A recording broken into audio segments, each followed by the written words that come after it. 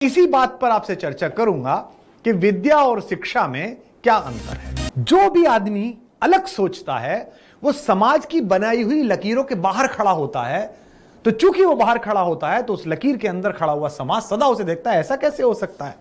जैसे हिंदी में एक शब्द है कूपमंडू। एक कुएं में एक मेंढक रहता था। अचानक बाढ़ आई और नदी का, एक बड़ी नदी का, ब्रह्मपुत्र जैसे महानद का, गंगा जैसे विराट पाट का पला हुआ एक मेंढक बाढ़ के पानी में बहता हुआ अचानक आवेग से कुएं में गिर गया।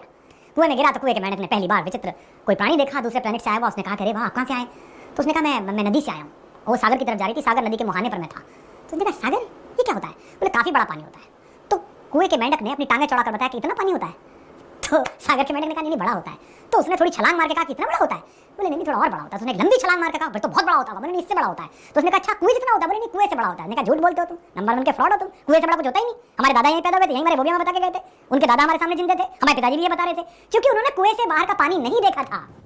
तो कुएं के भीतर का पानी वो है जो आपको शिक्षा देती है, और कुएं से बाहर का पानी वो है जो आपको ज्ञान देता है।